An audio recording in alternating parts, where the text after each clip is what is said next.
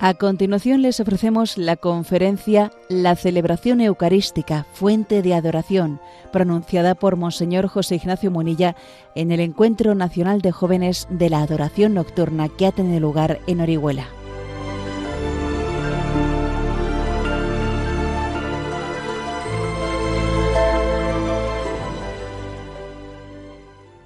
La celebración de la Eucaristía, fuente de la adoración. Es obvio, ¿no? Y así yo creo que la adoración nocturna lo visualiza, que la adoración eucarística es una prolongación de la celebración eucarística, de la Santa Misa. Y lo es en dos sentidos. Yo no sé si a vosotros os ha pasado, yo recuerdo que siendo jovencito, comencé como a sentir una especie de insatisfacción, ¿no?, en la estructura de la celebración eucarística. Me parecía, recuerdo que esta era una especie mía, una reflexión de adolescente, me parecía como que la comunión, el momento de recibir la Sagrada Comunión, estaba colocado dentro de la celebración eucarística demasiado al final, porque era casi comulgar y a la calle, ¿sabes? Y recuerdo que solía tener yo esa especie de insatisfacción, de decir, pero hombre, no se podía que la estructura litúrgica tuviese la Eucaristía pues un poco más en el centro, no digo en el centro, pero más en el centro, de manera que después de haber comulgado uno tuviese pues el tiempo suficiente para ir recibiendo, para ir percatándose de lo que ha recibido, ¿no? Que no sea comulgar y a la calle. Yo recuerdo que en mis tiempos adolescentes tenía esa especie como de insatisfacción, y además que me fijaba en otros ritos también litúrgicos. Sabéis que hay distintos ritos, no solo el latino, sino los ritos orientales, y me fijaba para ver si en todos los ritos era igual. Bueno, y veía que había algunas diferencias, ¿no? Y bueno, más tarde descubrí que esa insatisfacción que yo tenía una respuesta en la adoración eucarística. A ver, la adoración eucarística a la que estamos llamados es esa especie de prolongación de la celebración de la Santa Misa. Más tarde también descubrí que hay una invitación, y la invitación es a que incluso en el mismo momento en el que ha terminado la Santa Misa, pues no desaparezcamos todos rápidamente, sino que prolonguemos un rato de acción de gracias después de haber comulgado. A veces de toda la liturgia, la que nos tomamos más, la expresión que nos tomamos más al pie de la letra indebidamente es el podéis ir en paz, ¿no? Entonces, a ver, un momento, podéis ir en paz no quiere decir que no te puedas quedar a hacer un rato de acción de gracias después de haber comulgado. Bueno, esto lo primero, O sea que yo, desde el punto de vista de un poco de mi experiencia de vivencia eucarística, yo sí recuerdo esa especie de insatisfacción de decir, no puede ser que la misa concluya de una manera tan abrupta, después de haber comulgado. Aquí se necesita una prolongación, porque hemos llegado a la cúspide y de repente... Bueno, pero no solo desde el punto de vista de la experiencia personal, sino también desde el punto de vista del desarrollo histórico en el culto eucarístico, ha pasado algo por el estilo. Me estoy refiriendo que la Iglesia, con el paso de los siglos, ha ido pasando de la celebración litúrgica eucarística a la adoración, y ha sido una transición que la ha ido haciendo poco a poco con el paso de los siglos. En mi opinión, este es uno de los casos más claros en los que acontece aquellas famosas palabras de Jesús, que cuando nos promete que llegará el Espíritu Santo, dice, Él llevará a su término, a su culminación, todo lo que os he dicho. Ahora os he dicho cosas de las cuales os habéis percatado la mitad o la mitad de la mitad. Jesús nos dijo en su revelación muchas cosas que la Iglesia ha necesitado, pues la inspiración del Espíritu con el paso de los siglos para caer en cuenta de eso que te ha dicho Jesús. Entonces, van pasando los siglos, la acción del Espíritu va actuando y nos vamos percatando más y más y más. Y eso creo que tiene, en lo que a la adoración eucarística se refiere, un caso emblemático. Porque al comienzo, cuando se celebraba la Eucaristía, no se reservaba. O sea, la Eucaristía se celebraba y no había reserva eucarística después. Comenzó a reservarse cuando algunos cristianos enfermos no podían asistir a la Eucaristía y entonces se hacía como una pequeña reserva para poder llevársela cuando llegase el momento, porque no siempre era posible llevársela inmediatamente al concluir la Eucaristía. No siempre era posible.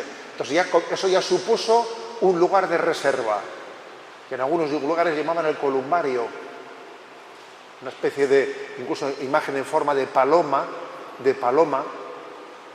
dentro de la cual se reservaba el Santísimo, ¿no? Y de ahí se fue transitando propiamente a lo que es el sagrario, un lugar en el que Cristo está presente y en el que hacemos signos de confesión de fe, como es la genuflexión, confesión de fe. Y poco a poco va pasando el tiempo, vamos cayendo en cuenta de lo que supone decir que desde el principio lo dijimos, esto es mi cuerpo, esta es mi sangre. ¿Ves que si es mi cuerpo, es mi sangre, aquí está Jesús? Pues esa presencia tenemos que saber extraer de ella toda la potencialidad que tiene, ¿no? Esa presencia. Llegan los momentos en los que pues, la Iglesia se instituye el Corpus Christi, la fiesta del Corpus Christi, en torno también a determinados milagros eucarísticos que fueron claves para que se desarrollase la conciencia de lo que es la Eucaristía, los milagros eucarísticos.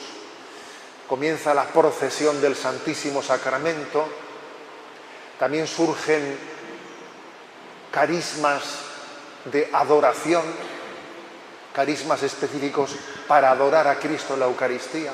Eso también es determinante, claro. Lugares de adoración, y así poco a poco hemos ido creciendo. Y qué no decir del carisma de la adoración nocturna, claro. Y qué no decir también pues, de esa intuición de la adoración perpetua que se ha ido difundiendo de esa manera tan clara. Y qué no decir, ahora que estamos en vísperas de una celebración de la Jornada Mundial de la Juventud, de aquella intuición que tuvo Benedicto XVI en la Jornada Mundial de la Juventud de Colonia, de poner a Jesucristo, ponerlo ante los ojos de millones de jóvenes para que sea adorado. O sea, yo creo que la Iglesia ha ido creciendo y creciendo y creciendo, ¿no? Porque Jesús nos dijo, yo os enviaré el Espíritu Santo y Él os irá haciendo entender todo lo que os he explicado. Y hemos ido creciendo, ¿no? En conciencia. Con lo cual, es cierto que cada vez más nos hemos dado cuenta que la Eucaristía bien celebrada se prolonga en la adoración eucarística. Voy a repasar, en esta reflexión que comparto con vosotros, voy a repasar, aunque sea de una manera muy sencilla, claro, las distintas partes de la liturgia eucarística, a modo de pues, una especie de pequeña catequesis que nos ayude a hacer la adoración eucarística. Repasemos, por lo tanto, ¿no?, las distintas partes de la liturgia eucarística y veamos que cada una de ellas nos sirve, nos ilumina para cómo hacer la oración de adoración cuando estamos en silencio ante el Santísimo Sacramento, ¿de acuerdo? Esa es pues una pequeña contribución que quiero hacer en esta reflexión. Y obviamente la misa comienza cayendo en cuenta de que estamos en nombre de Jesús, en ese saludo, en el nombre del Padre, del Hijo, del Espíritu Santo, y haciendo un saludo. El Señor esté con vosotros. O sea, es decir, que la Santa Misa tiene un saludo inicial que debe de tener también nuestra adoración eucarística. Cuando uno va a una capilla, está el Santísimo. ¿Cómo comienzo mi adoración eucarística? A ver, ¿por dónde comienzo? Pues por el mismo lugar por donde comienza la Santa Misa. La Santa Misa, en su estructura litúrgica, es verdadero ejemplo de cómo hacer la oración de adoración cuando yo me pongo en presencia del Señor. En ese santiguarnos en el nombre del Padre y en ese recordar el Señor esté con vosotros. Él está presente. Para que una oración de adoración esté bien hecha, tenemos que comenzar en el primer momento de la oración, caer en cuenta de la presencia de Dios. Antes de empezar a decir cosas, antes de empezar a hacer oración introductoria, a ver, un momento, lo primero es caer en cuenta ante quién estoy. En realidad, una oración que no tuviese aquí su punto de partida puede estar vacía y tenemos que tener mucho cuidado porque uno va y dice, tengo preparadas todas estas oraciones, las recito. A ver, un momento. ¿Ante quién estoy? Tomo conciencia de que me pongo en su presencia. Ese saludo inicial de la Eucaristía, cuando comenzamos a decir, tú te das cuenta que has venido aquí a tener un encuentro con Cristo vivo. Y eso significa la gracia de Dios, Padre de Cristo, Señor, esté contigo. O sea, es decir, tú te das cuenta de que este es el punto de partida. Yo vengo a tener un encuentro con Cristo vivo. Estoy con Él, estoy en su presencia. Es más importante la conciencia de la presencia de Dios que todas las palabras que después voy a decir. Decir bellísimas oraciones sin conciencia de la presencia de Dios, no hemos llegado al meollo de lo que es la oración. Tomar conciencia de ante quién estoy, con quién estoy. Ese creo que es el punto primero, ¿no? En segundo lugar, sigamos la estructura eucarística, que nos dará un buen método, porque también tener un método de oración es importante, ¿eh? No es bueno tener una oración demasiado esclerotizada, pero caótica tampoco. O sea, yo creo que un poco de metodología debe de haber. Primero, un acto de presencia de Dios. Y segundo, ¿qué viene después del saludo, de caer en cuenta de que estoy con Él? Viene el acto penitencial. Antes de celebrar los sagrados misterios, reconozcamos nuestros pecados. Es decir, ese acto de purificación, de petición a Dios de purificarnos, es clave para que la oración esté bien hecha, ¿no? La auténtica adoración a Dios implica una purificación, un deseo de purificación, tanto de mis pecados personales como de mis concepciones, mis formas de ver las cosas, mis criterios, mis afectos. Yo vengo aquí no con lo mío para salir con lo mío, no, yo vengo aquí para ser transformado y necesito ser purificado. Claro, o sea, esa conciencia de que la adoración eucarística, si la hacemos bien, nos purifica, es clave, ¿eh? Entonces, hay dos textos, ¿no?, que son emblemáticos, dos textos evangélicos emblemáticos para entender esta necesidad de purificación.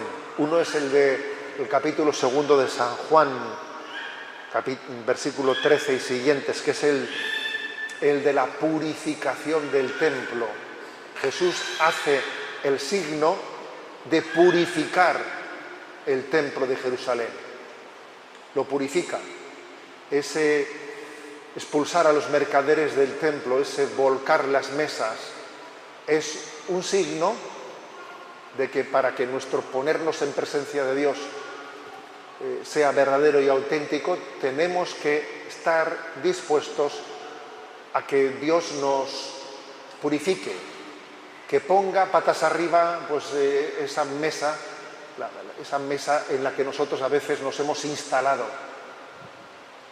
nuestras falsas seguridades, nuestros apegos, porque a veces los apegos nos cuesta más, son como una lapa, llevamos una lapa pegada en nosotros y uno necesita que Jesús le purifique. Por eso, después de caer en cuenta de ante quién estoy, yo creo que lo segundo es: Señor, purifícame. Y sé que ahora te lo digo fácil, pero sé que me va a doler.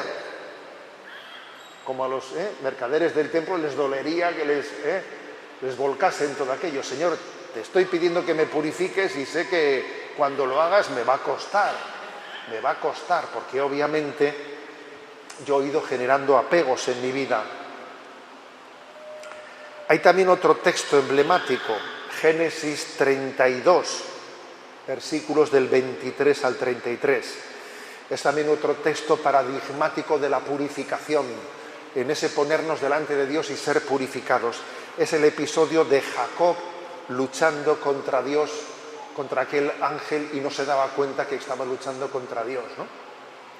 Benedicto XVI, en una de sus catequesis, habla de este texto como paradigmático, ¿no?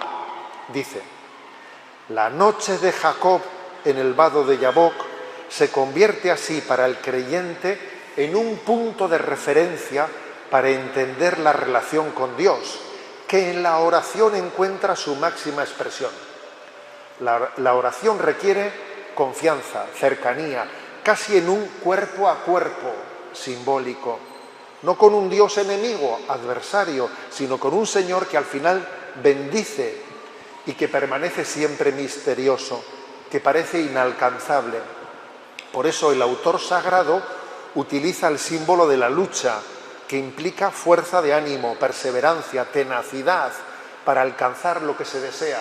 Porque Jacob dice: no te soltaré, aquí estoy toda la noche peleando, ¿no? Y si el objeto del deseo es la relación con Dios, su bendición y su amor, entonces la lucha no puede por menos de culminar en la entrega de sí mismo a Dios, en el reconocimiento de mi propia debilidad, que vence precisamente cuando se abandona en las manos misericordiosas de Dios. Es decir, que esa purificación que necesitamos no es únicamente perdóname mis miserias y mis pecados, que sí, por supuesto, sino que también es: necesito que Dios me venza en mi manera de ver las cosas, en mis pretensiones de hacer las cosas a mi manera, a mi medida.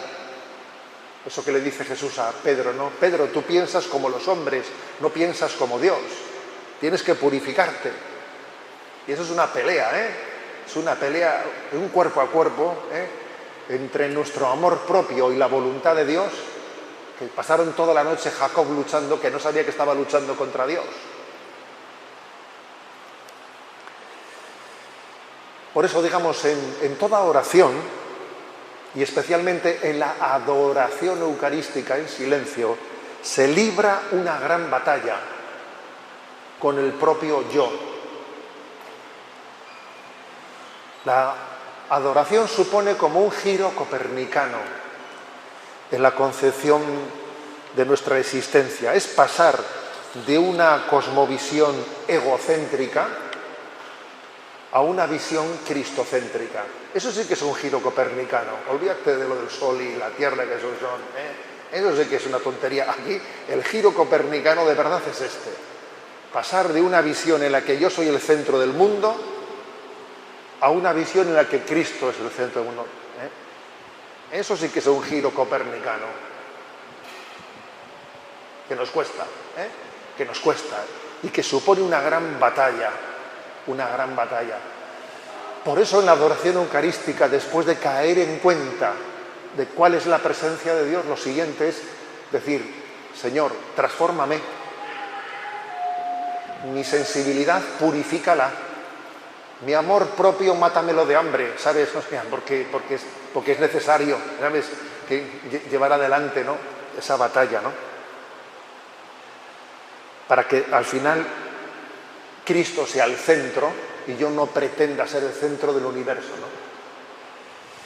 Y por cierto, la primera batalla que tiene que acontecer en la adoración, ¿cuál es? La primera batalla.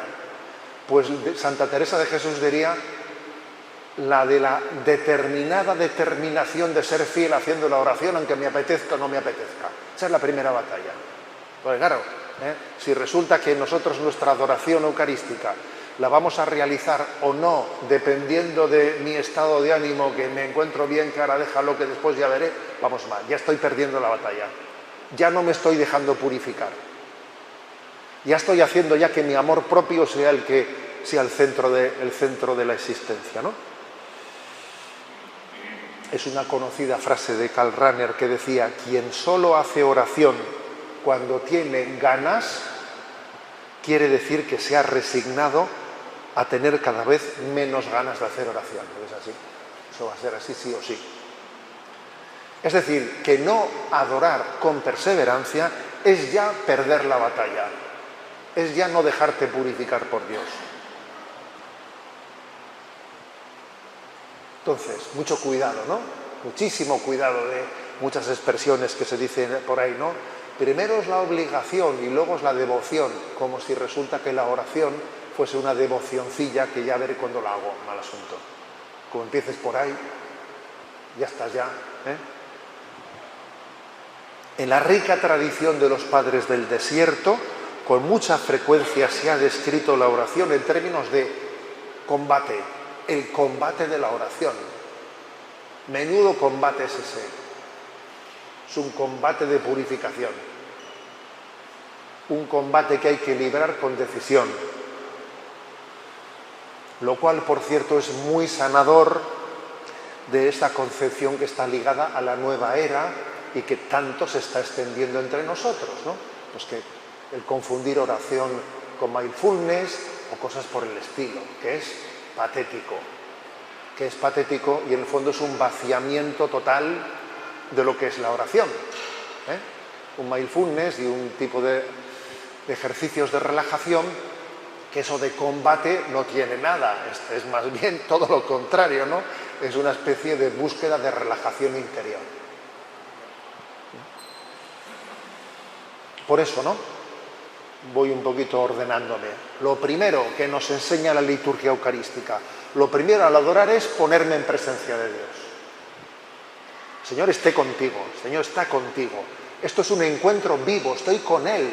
Lo principal no es las palabras que diga, sino que estoy con Él. Eso es lo principal, estoy en su presencia. Lo segundo, darme cuenta que ponerme en su presencia supone una purificación plena, porque ponerte en presencia de Dios y quedarte como estabas es que no estás en presencia de Dios, estás en presencia de ti mismo, estás haciendo mindfulness, eso no es nada, eso no es hacer oración. Si te pones a hacer oración, ahí sucede un combate de transformación interior dentro de ti, que es una gran batalla, que tienes que librar con decisión, hasta que Dios te purifique y te bendiga. ¿Cuál es después del acto penitencial, no? Después del acto penitencial, resumiendo mucho, obviamente, viene la oración colecta. En ese momento, el sacerdote que preside la Eucaristía dice: oremos. Y todo el mundo, ¿no? Nos recogemos y entonces hace esa oración. Que, por cierto, hay una expresión en la lengua castellana muy bonita. Tenemos una lengua castellana maravillosa que está fundada en muchas de sus expresiones en sus raíces cristianas, ¿no? Nuestras raíces cristianas, y una de ellas es perder el oremus. Se dice eso, este ha perdido el oremus. ¿Qué significa la expresión perder el oremus? Perder el oremus quiere decir que te has olvidado de dónde íbamos. Porque cuando en la celebración se dice oremos y todo el mundo se recoge, pues no, a ver, a lo que estamos, me explico. O sea, oremos es, centrémonos, que vamos a dirigirnos a Dios Padre, que le vamos a pedir los bienes mayores. Perder el oremus es eso. Ya no sé, ya voy como pollo sin cabeza. Voy como pollo sin cabeza, ya no sé ni a dónde voy. Eso es perder el oremus. Entonces, ese momento de decir oremos, la liturgia, que es maestra de oración, me enseña a pedir los bienes superiores. los bienes mayores. Si os fijáis, nos dirigimos al Padre por intercesión de Jesucristo, movidos por el Espíritu Santo. Así ora la liturgia, que es maestra de oración. Me dirijo a Dios Padre por intercesión de Jesucristo, movido por el Espíritu Santo. Y la Iglesia me enseña a poner en mis labios la petición de los bienes mayores.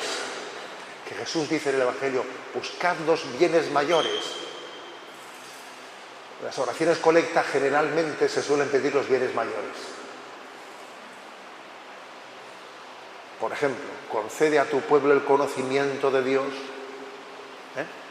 Concédenos aumentar en la caridad. En las oraciones colectas se piden los bienes mayores, ¿sabes? Y eso es muy importante. Incluso hay una oración impresionante que dice, Señor, concédenos pedirte lo que tú quieres darnos. Impresionante esa oración. Otra oración que dice, ¿no? Señor, que tu gracia inspire, sostenga y acompañe nuestras obras, para que todo lo que hacemos te tenga a ti como su fuente y te tenga a ti como su fin. O sea, es muy importante que nos demos cuenta de lo que son las oraciones colecta. Esa oración colecta en la que la Iglesia dice, oremos, centrémonos y pidamos los bienes mayores. Entonces yo creo que en nuestra adoración eucarística tiene que haber esto. Después de ese momento de purificación, tiene que haber eso. Un adorador dice, a ver, a Dios yo le voy a pedir aquí los bienes mayores. Que posiblemente no serán las personas que te han dicho, encomiéndame por esto. No, igual, no, posiblemente los bienes mayores no coinciden con los que tantísimas personas te han encomendado para que reces, ¿eh? Eso también es así. Pero eso no quiere decir que nosotros no debamos hacerlo. Nosotros tenemos que pedir los bienes superiores, los bienes supremos. La fe, la esperanza, la caridad. Aspirad a los bienes superiores y aún os voy a mostrar yo un camino mejor, dice San Pablo, ¿no? Seguimos adelante. Liturgia de la palabra. La liturgia de la palabra, que dependiendo si es domingo o día de feria, pues tendrá más lecturas o menos lecturas, pero la liturgia de la palabra también es fuente de adoración. También es fuente de adoración. Uno ora con la palabra de Dios. Cuando estamos haciendo oración ante el Señor, la palabra de Dios es clave para mi oración. Es clave. Dice San Agustín, una expresión, yo siempre soy de los que digo que San Agustín para mí es el crack, que se dice, ¿no? La historia de la Iglesia, en su capacidad de transmitirnos sus grandes intuiciones de una manera muy luminosa, ¿no? Y dice San Agustín, cuando rezamos, hablamos a Dios, pero cuando leemos, es Dios el que nos habla. Se está refiriendo, claro, no a la lectura de la novela, se está refiriendo a la lectura de la palabra de Dios, ¿no? Cuando rezamos, hablas tú a Dios, pero cuando lees, te habla Él a ti. Toda oración tiene que ser un diálogo. A veces nos quejamos de que yo voy a rezar, pero ¿cómo le escucho a Dios? Coge la palabra de Dios, deja que te hable, vas a ver tú si te dice, vas a ver tú si no es una palabra elocuente. Luego, este es el verdadero diálogo, ¿no? O sea, la propia estructura eucarística te dice, ahora me vas a escuchar. Venga, ya me has dicho unas cuantas cosas aquí de entrada, aquí hemos peleado con las cosas que necesitabas purificarte, hemos hecho el oremus, bueno, ahora escúchame, escucha Israel. Y es el momento de escuchar. Entonces, para nuestra oración la palabra de Dios es clave. Clave. Santa Teresa de Jesús habla ella con esa manera tan gráfica de expresarse, habla del método de la gallina, a la hora que dice ella que una gallina va por el corral y se agacha cuando ve un grano y lo coge en su pico y levanta el cuello y está allí hasta que es capaz de tragar el grano, y cuando ya lo ha tragado, pues ya se vuelve a agachar y busca de nuevo pues otro grano. Dice, así hacemos nosotros con la palabra de Dios, que leyendo la palabra de Dios, el Señor me da un versículo, me quedo con el versículo, lo medito, le doy vueltas hasta que lo interiorizo, lo hago mío y sigo buscando el siguiente versículo, pues como una gallina, ¿sabes? Así somos nosotros, en nuestra forma de que la palabra de Dios nos alimente. Así hacemos oración, así nos habla Dios, ¿o qué? ¿O qué? Luego la liturgia de la palabra es clave integrarla en nuestra oración, en nuestra adoración eucarística. Que Dios te habla, te interpela, te interpela. Y vaya que sí habla. Después de esa liturgia de la palabra, después habrá o no habrá homilía, depende del día, pero después viene la oración universal. La oración universal. Y después de haberle dejado hablar a Dios en la palabra de Dios, después de haberle dejado que Él nos hable, nos diga, nos ilumine, ¿no? Por eso yo creo que es tan interesante hacer una lectura de la palabra de Dios desde la propia liturgia del día, o desde una lectura continuada de los textos, no seleccionándolos yo. Yo creo que no es bueno que yo diga, voy a buscar los textos de la palabra de Dios que más me inspiren. No hagas eso. Deja que sea el texto que propone la liturgia el que te interpele, o si estás haciendo una oración continuada de un libro de la Sagrada Escritura, el que toque. No yo picoteando, este texto me dice y este texto no me dice. Así no se va por la vida. Así no se va por la vida, porque entonces parece que tú estás seleccionando la palabra de Dios, ¿no? Bueno, después de eso, después de que hemos dejado que Dios nos hable, la oración universal. La oración universal es el momento en el que el adorador se da cuenta que ha recibido una vocación de intercesión, de interceder, de presentarle a Dios tantas cosas, ¿no? Y es impresionante que en un mundo que es bastante descreído, agnóstico, en teoría, sin Dios, ¿sabéis qué signo yo veo claro en el que para mí me da a entender que este mundo no es tan increyente como parece serlo? Pues que al final la gente sí estará muy alejada de Dios y tal, pero yo no sé qué, a última hora siempre cogen y te dicen, oye, reza por mí en Lourdes, ¿no? O no sé, me sorprende un poco que me digas eso, ¿no? A ver, o sea, eso es llamativo, pero no éramos increyentes, no pasabas de todo tú. Entonces, ¿de dónde te sale eso? ¿De dónde te sale esa vena de pedir oración? Porque eso sí existe, Eso existe. Incluso cuando tú a alguien no creyente le has dicho, mira, he estado en este santuario, me he acordado de ti, he rezado por ti, ¿qué te dice? Gracias. Es curioso. Generalmente, ¿no? Quiero decir con esto que Dios también en su providencia, para tocar la puerta de nuestro corazón, pues se sirve de nuestra fragilidad, porque es así, es en nuestra fragilidad en la que experimentamos que no somos nada sin la gracia de Dios, porque mientras que nos creamos autosuficientes nos pensamos, somos tan tontos, ¿no? Que si lo tengo todo, me parece que no necesito de Dios. ¿Pero dónde vas? Y necesito ver mi salud quebrada, necesito ver que mi abuelo está, necesito ver, es curioso, ¿no? Luego, en ese momento también creo que nosotros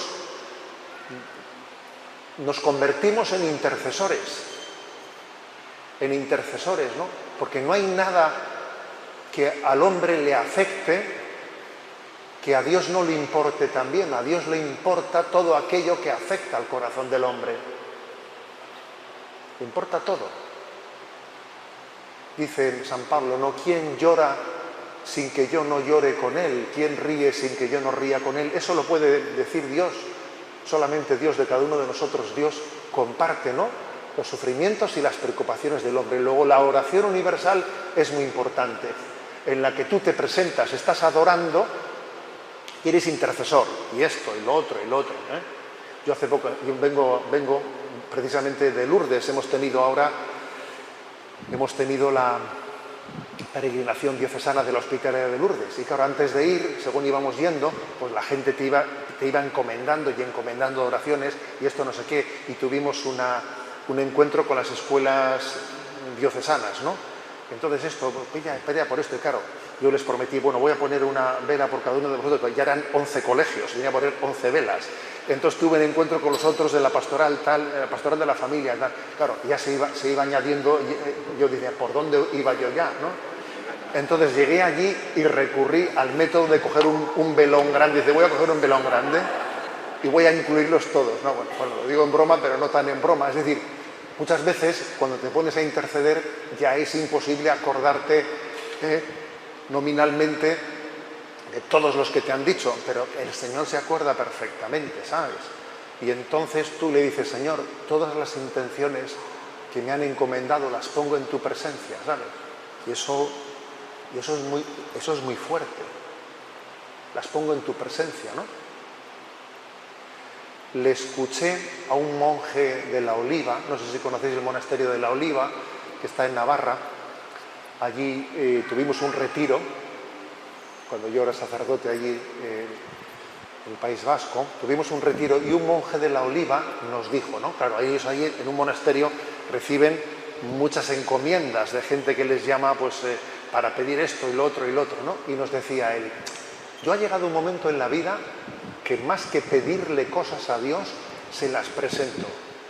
Decía, yo le presento todas las cosas que han llegado, ¿no? Todas las intenciones que han llegado ante nosotros. Obviamente es otra manera de decir, te pido, ¿no? Te lo presento. Pues como María, hijo, pues se han quedado sin vino, tú sabrás, no lo sé. Es una manera de pedir que es presentarle, ¿no? Presentarle las cosas, la oración universal. Sigamos, ¿no?, con la liturgia como también maestra de cómo hacer oración nosotros.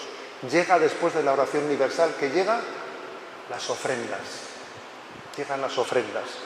Y es un momento clave para que nosotros lo traduzcamos a nuestra oración personal.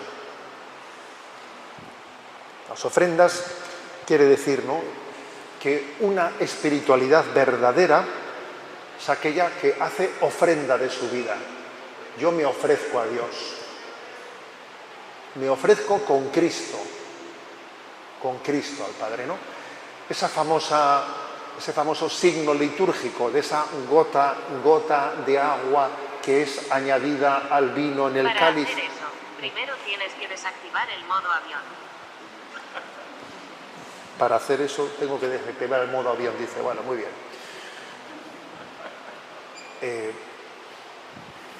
Esa gota de agua que se echa en el cáliz de vino está significando, bueno, tiene distintos también significados cristológicos, pero tiene también un signo que es mi participación en el sacrificio de Cristo con mi ofrenda personal. Esa gota de agua significa mi ofrecimiento. Toda oración bien hecha tiene que tener este momento clave. Yo acepto lo que tengo que aceptar en mi vida, lo abrazo y lo ofrezco. Porque es la verdad de mi vida la que la pongo en manos de Dios. Para poder ofrecer hay que aceptar, hay que abrazar la voluntad de Dios. La acepto, la abrazo y la ofrezco. Y ofrecida nuestra vida en sí misma, pues tú verás qué valor puede tener, ¿no? Pero ofrecida, unida a Jesucristo, es una ofrenda que se torna salvífica. Se torna salvífica por el poder del sacrificio de Cristo, ¿no? Por cierto, yo creo que oración que seguro que muchos de vosotros, ¿no?, la tendréis integrada en vuestra vida, pero bueno, alguno tal vez no. Yo la quiero referir, ¿no? Es el ofrecimiento de obras de la mañana, el ofrecimiento de obras del apostolado de la oración por la mañana. Ven, Espíritu Santo, inflama nuestro corazón en las ansias redentoras del corazón de Cristo, para que ofrezcamos de veras nuestras personas y obras en unión con Él por la redención del mundo. Señor mío y Dios mío Jesucristo, por el corazón inmaculado de María, me consagro a tu corazón y me ofrezco contigo al Padre en tu santo sacrificio del altar, con mi oración y mi trabajo, sufrimientos y alegrías de hoy, en reparación de nuestros pecados, para que venga a nosotros tu reino. Después del ofertorio,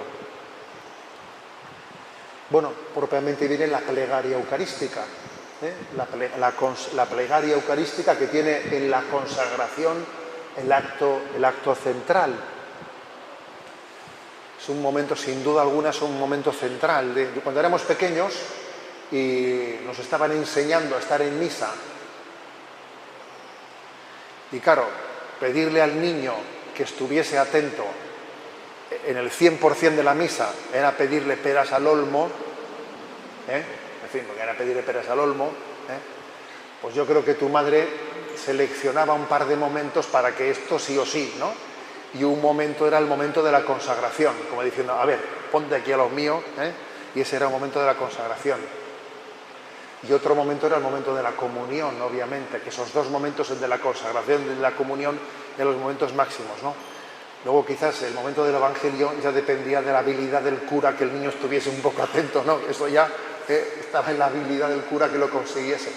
Pero bueno, sí, nos enseñaron que el momento de la consagración pues es momento central de adoración, y el hecho de que nos pongamos de rodillas lo manifiesta, que por cierto es muy curioso ver cómo nos vamos secularizando, y no por artrosis, porque la artrosis es comprensible, ¿sabes?, sino por secularización vamos dejando de ponernos de rodillas y vamos dejando de tomar conciencia. Hubo hace poco una encuesta en Estados Unidos sobre la fe de los católicos, ¿no? Y es una encuesta dura, dura, en la que venía a decirse, a ver, ¿usted cree en que Jesucristo está realmente presente en el pan eucarístico, que está realmente presente? ¿Usted cree que es un símbolo? Esa pregunta se les hizo a los católicos de Estados Unidos, a los católicos, no digo a los increyentes. Y la respuesta, ¿cuál pensáis que ha sido en Estados Unidos? Digo en Estados Unidos, que yo creo que aquí estamos peor, Pues el 30% creen en que está realmente presente. El 70% vienen a decir, hombre, es un símbolo, es un símbolo. Entonces, esa crisis de fe es clave, lo determina todo, porque si yo no creo en la presencia real de Cristo, al final toda la fe es simbólica. El Evangelio, en el fondo, es una especie de enseñanzas sapienciales que me enseñan cosas buenas, pero el centro del Evangelio no es el acontecimiento, el hecho histórico de que Dios ha venido a nosotros y ha venido a salvarnos, ¿no? Como cuando vas a Tierra Santa, que te dicen, aquí el Verbo se hizo carne. No, sino que todo es un símbolo, ¿sabes?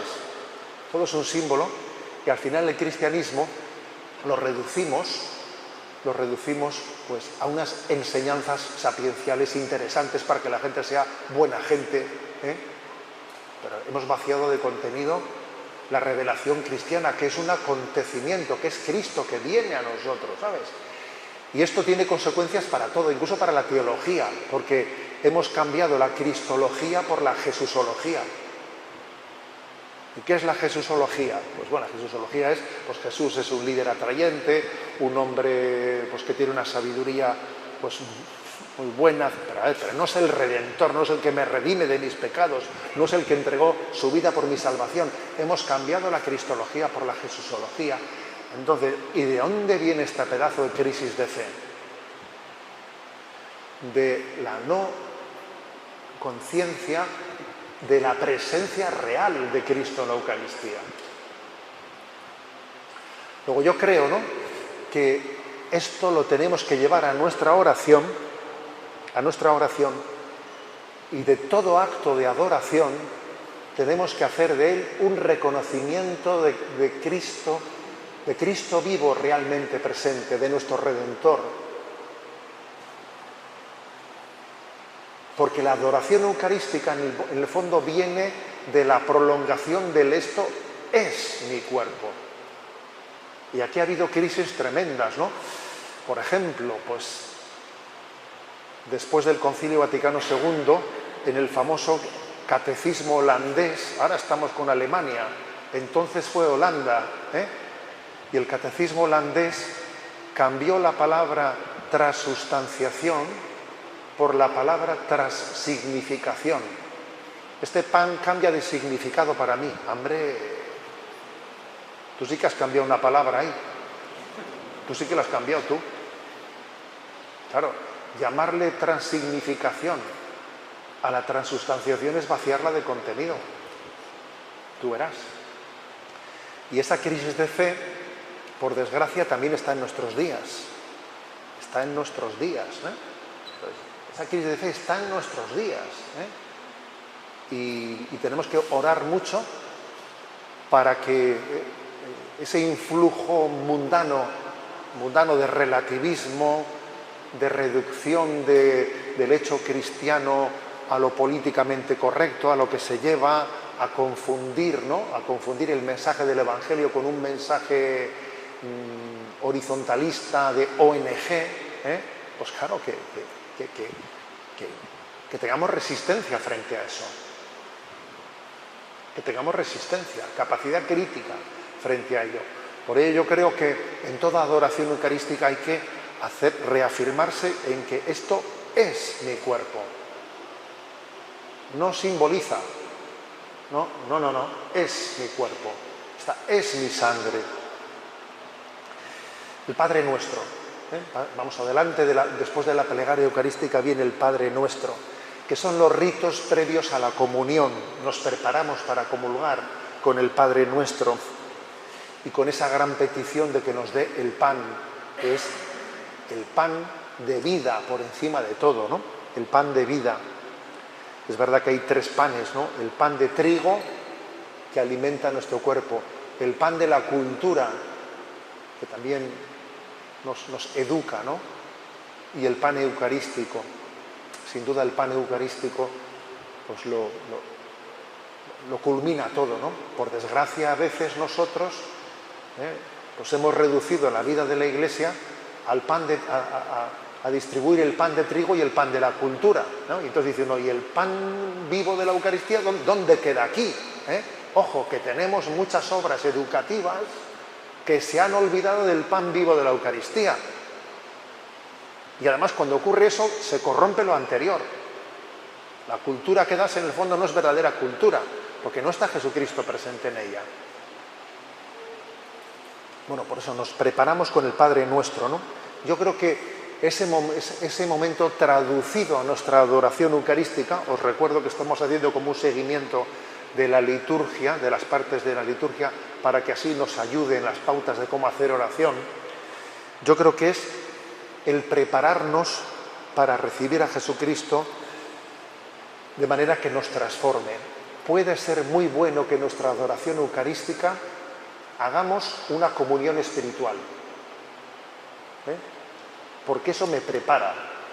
La famosa comunión espiritual de San Alfonso María de Ligorio. Creo, Jesús mío, que estáis realmente presente en el Santísimo Sacramento del altar. Os amo sobre todas las cosas y deseo recibiros en el alma. Pero como ahora no puedo recibiros sacramentalmente, venid a mí al menos espiritualmente a mi corazón. y como si ya os hubiese recibido, os abrazo y me uno del todo a ti. Señor, no permitas jamás que me aparte de ti. Creo que es muy bueno que hagamos comuniones espirituales en nuestras adoraciones eucarísticas, porque en el fondo la adoración es prolongación de la comunión, es prolongación, hacer comuniones espirituales, que en el fondo es vivir la experiencia del discípulo amado de Juan que reclina su cabeza en el costado de Cristo, que reclina su cabeza, aprendiendo a descansar en el corazón de Cristo, que es una sabiduría, cómo descansar en el corazón de Cristo, cómo hacer de la Eucaristía el lugar en el que recibo todo. Si está Jesús conmigo, ¿a quién temeré? Si el Señor es la defensa de mi vida, ¿quién me hará temblar? Hacer comunión espiritual viviendo la experiencia de Juan que reclina su cabeza y ahí ya lo tiene todo, ahí lo tengo todo. Sabéis que Orígenes dice: el corazón de la Escritura son los Evangelios y el corazón de los Evangelios es el Evangelio de San Juan, y el corazón del Evangelio de San Juan es el momento en el que el discípulo amado reclinó su cabeza sobre el costado de Cristo. Pues eso es impresionante, escucharle eso. Es como decir, a ver, este es el momento del corazón, es ir a lo más central, ¿no? Que es la comunión espiritual en la que yo descanso en Cristo. Y por último, la bendición final, el envío. Sé que decíamos que a veces es el que viene demasiado rápido, venga, podéis ir en paz, ¿no? Yo tenía un capellán cuando era un alumno en el Colegio del Sagrado Corazón, ¿no? Se llamaba el padre Manuel Armalé, ya falleció, pero era un capellán que la verdad es que nos educó. Cuando el hombre decía, podéis ir en paz, y decía, el que pueda. Solía añadir eso así un poco como diciendo, a ver, vamos a tomarnos un poco en serio todo lo que hemos dicho. Bueno, pues es cierto que a veces también en nuestra adoración eucarística, el momento final, bueno, ya se viene el del turno siguiente, ya le falta poco, faltan 5 minutos ya, ¿sabes? O sea, a veces ocurre que en la parte final de nuestra adoración eucarística ya bajamos completamente ya la intensidad, porque ya viene el siguiente ya, y es como cuando los deportistas ya ven, yo a veces cuando veo las Olimpiadas digo, por Dios, te has estado toda tu vida preparando para este momento y ya como ves que vas a llegar, ya deja de sprintar, porque ya, pero hombre, sprinta hasta el final. Eso te llama la atención, que los atletas se han preparado para esto toda su vida y cuando le faltan ya 20 metros, como ve que va a entrar el primero, ya deja de acelerar. Pero hombre, ¿a dónde vas? Pues algo así nos pasa a nosotros, que en el momento final de nuestra oración nos falta, pues empezamos ya como a pensar, esto ya está terminando, ¿no? En vez de vivirlo como un envío, en vez de pedir la bendición de Dios que nos envíe, que recibamos la misión de que esa adoración eucarística que hemos tenido sea prolongada, que podamos ser transmisores de esa presencia eucarística, como le pasaba a Moisés, que cuando bajaba del monte su rostro resplandecía, porque había estado en presencia de Dios, y su rostro resplandecía. Pues cuando uno ha adorado a Cristo, pues le pide a Dios la bendición de que su rostro sea resplandeciente delante de los demás. Señor, que quien me mire te vea, ¿no? Y eso pues es la gracia final que pedimos, ¿no? En esos ratos de adoración eucarística que tenemos, ¿no? Pedimos pues a Dios la gracia de que la celebración de la Eucaristía sea fuente de adoración, escuela de adoración.